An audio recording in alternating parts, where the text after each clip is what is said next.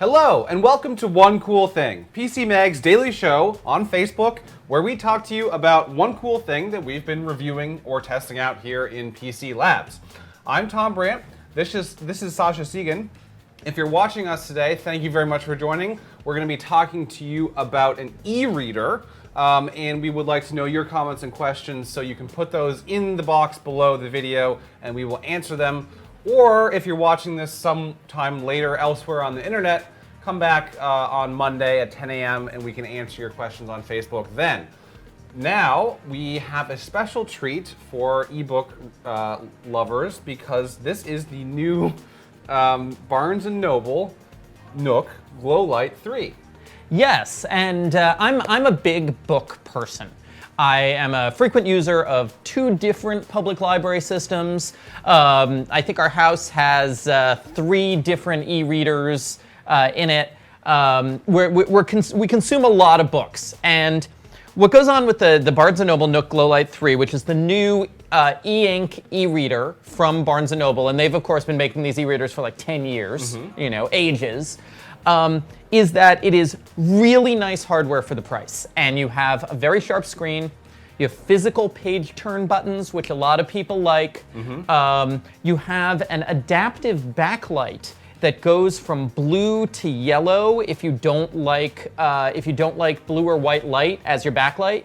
And so those are all really good things about this hardware. But I'm concerned about the Nook store and the Nook services, and also just the sheer the sheer corporate viability of Barnes & Noble and what that means for the future of the e-reader. Yeah, this is really kind of a story of going up against Amazon because they have excellent e-readers, but not just Amazon, because there are also there are also a few other e-readers that are excellent that we like, and we can talk to you about those as well. But for now, what are you getting for your $119, right? Yeah, so this is $119, and what you have here is a 6-inch e-ink e-reader. Okay. It uses the exact same 300 ppi screen that the Kindle Paperwhite does. Which is very good. I think that this is almost like paper. This is the really best good e-ink screen available right now. Yeah. And so it's a very simple device. Soft touch back, gets a little greasy, but at least it's grippable. It's under 7 ounces, it's lighter than the Paperwhite. We have these physical page turn buttons on both sides. They're a little stiff. They are not nearly as nice as the ones on the Kindle Oasis, but the Kindle Oasis costs twice as much. You can also turn the page by touching or swiping on the screen. The interface is very, very basic. Now, the device, you can download books from the Nook store, or you can transfer books over a USB cable from your PC. Okay. And that is how you get library books on it. They have to go to the PC first. It can read PDFs and EPUBs, also transferred over from the PC. So if you download something from your public library's ebook center in an EPUB format, you can then transfer. Yes, but it's a little more complicated than that, which is actually what I consider to be one of the minuses of the Nook. If you have library books, with a Kindle, generally you just pop down on your library's website and it sends it wirelessly to the Kindle. If you have them with your Nook, then you have to install a piece of software on your PC called Adobe Digital Editions, which handles the DRM for the book. And that software is heavy and buggy. And so you have to go mediated through this buggy software on your PC, and that can be a little bit more awkward than that seamless Kindle experience. Yeah, the Adobe software problem is really to keep people from sharing these illegally, but they don't seem to find the need to streamline their software. So yeah, I've definitely used that before. It's not great. Let me show you what the reading experience is like on here. So I have a book here that I bought from the Nook store. It is The Rise and Fall of Dodo by Neil Stephenson and Nicole Galland. It's pretty good. It has that, I mean, spoilers, it's got one of those Neil Stephenson non-ending endings where it doesn't really end and it's almost like, oh, I ran out of ink or something, but still a lot of fun as you're going through. You can see it is a good basic reading experience. One of the interesting facets of the Nook is that at the bottom here, you're seeing print page numbers. It's not digital locations. Okay. And so that means you can sync up with other people who are reading the print version of the book, but it also means that when you swipe, sometimes the page number doesn't change. Right. Yeah. And so as a result, you don't know if you're on page 310A or B or C or D. Exactly. So now you can see here 1, 2, 3, 4, 5, 6 different fonts in a range of sizes. If I tap, I can slide through the book. I can go to the table of contents. I can check my notes and bookmarks. And that's about it. You don't have a lot of the additional features that Amazon, for instance, has been adding to some of its e-readers recently. There's no text-to-speech. There's no audiobooks. There's no Goodreads. There's no X-ray. None of those kind of reading enhancements. It's a relatively basic reading experience. That's obviously a downside, but hopefully Barnes Noble makes up for that by having a rich collection of ebooks. Well, the thing is, Barnes Noble's ebook store is also not quite up to Amazon's or Kobo's levels when we looked. And I have to bring Kobo into this in a minute. Oh, yeah, that's their other one. Yeah, I looked for a bunch of books that I've read over the past 3 months, and I do mostly read science fiction, fantasy, and contemporary politics. Okay. And the stuff that was bestsellers, the stuff that was all in all the stores. But once I looked for somewhat more obscure books, and not entirely obscure, things like Hugh Howey's Wool series, or Chris Beckett's Eden series, or our very own Jamie Landino's book about the Atari 800, they were in the Amazon store, but Barnes & Noble only had them on paper, not as digital books. Okay. And so you really did get the feel that the Nook store is less deep than Amazon's store right now. And now there is a certain constituency that is going to absolutely love this device. And there are a lot of people who primarily read their books from whatever sources through the unprotected EPUB format. That is a format that is beloved by a lot of sort of open source types, and Amazon's Kindles do not support it natively. When you reformat EPUB books for Kindle, often they get ugly. The Nook reads EPUBs beautifully, and you can transfer them over from your PC using a cable. Here is an EPUB that I downloaded from Bane's free books collection, Monster Hunter International, and as you can see, it is a nice looking EPUB reading experience. Right. So if that's your format, and that's where you're getting your books from, then the Nook becomes a really good piece of hardware for that. And for those, it is just a matter of taking that .epub file and moving it to the Nook from your PC. Right, you drag it over the cable from your PC. Right. Absolutely. And so that's actually a great benefit, but it's also one that Kobo offers as well. Right. And we do recommend the Kobo e-readers a little bit in front of this, because Kobo not only supports EPUB, it also supports CBR and CBZ for comics and manga reading. And the Kobo Aura H2O is waterproof, even though it's a little more expensive than this. Slightly bigger screen, a little lower PPI, but still very nice.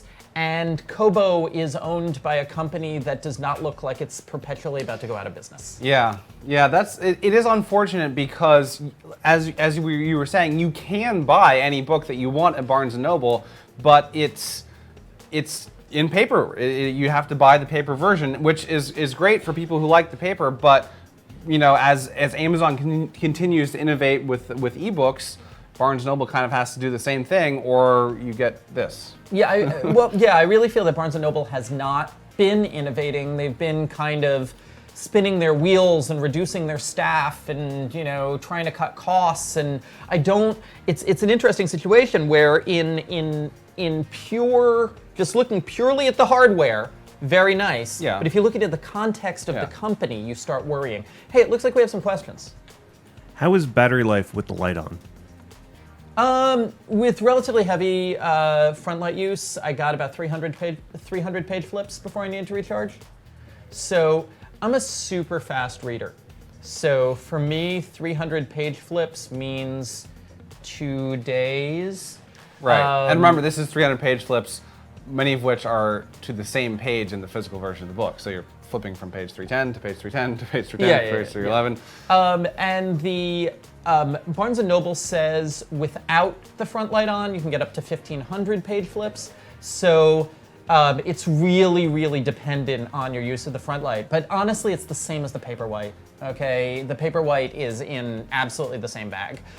When you hear the weeks of battery life, it's because these devices use essentially no battery when you are not turning pages. Right. That is the only thing that uses, Or turning pages and navigating, downloading stuff from the wireless are the only things that use battery here. So that's where you get the really long battery life.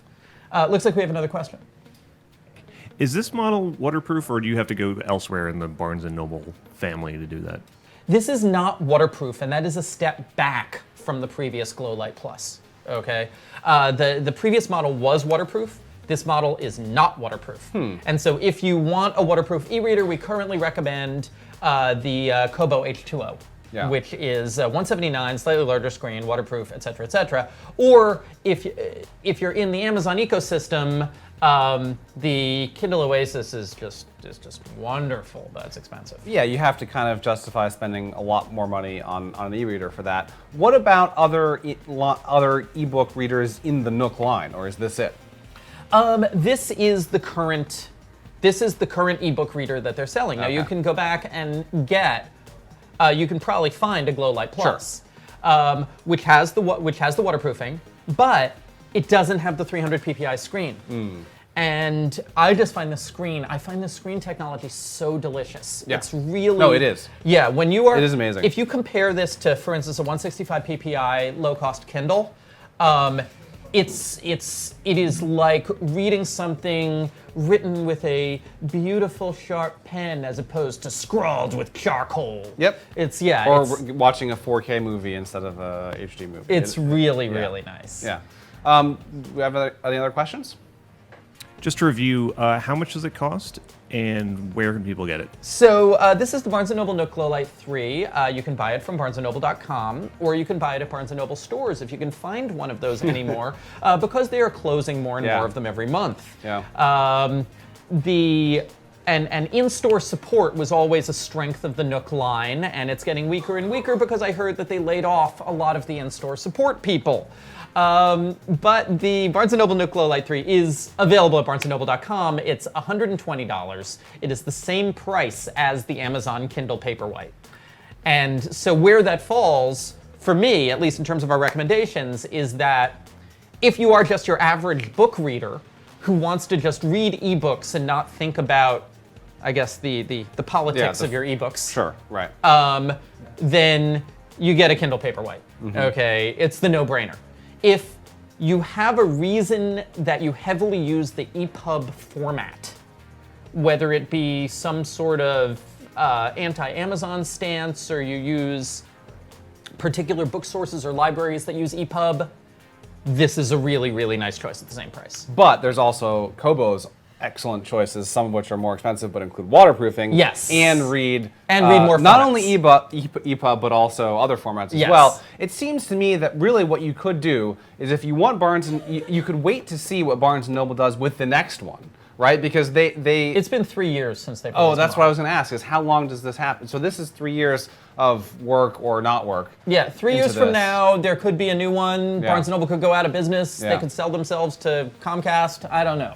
So yeah, so your option really is, it's a tough sell from this over the Paperwhite, even if you want an EPUB, because there are other good options.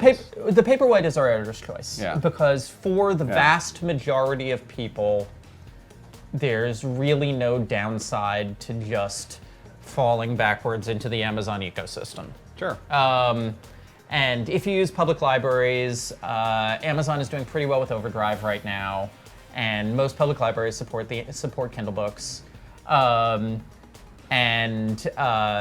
Otherwise, yeah, Barnes Noble and Kobo are your two other choices. And through this conversation, we've pretty much gone through the pluses and minuses of those. There are a couple of other like smaller, really obscure e-ink based companies out there.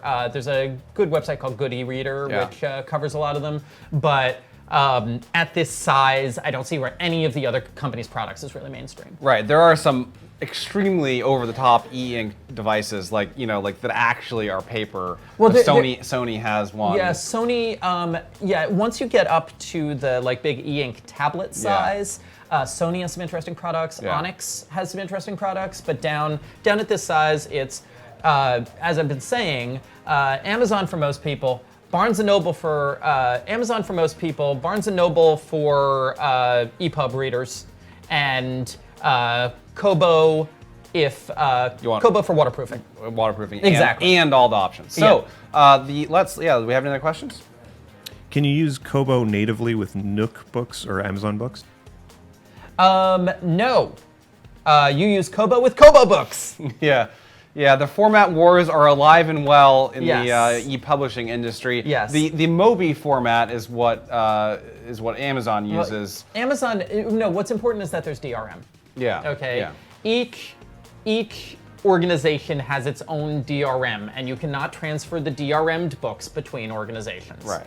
Now, there might be some shady ways on the internet to strip the DRM off the books, but I'm not going to go into that. But, once you're in an ecosystem, you are a little bit stuck in that ecosystem. There is no Napster for ebooks that I know of. There kind of is. That We're not going to get into that. Yeah. Okay. As I said, I'm a heavy reader. Any more questions out there? Cool. Awesome. So yeah, the Kindle. I'm sorry, not the Kindle. Get the Kindle. It's not a Kindle. Get the Kindle if you want a good ebook reader. This is the Barnes Noble Nook GlowLight 3. It's taken them 3 years to come up with it. It's okay. Nice hardware. Pity about the company. Yeah. So we'll see what happens with that. In the meantime, thank you very much for watching, and come back to, on Monday at 10 a.m. Eastern Time, where we will have another one cool thing for you.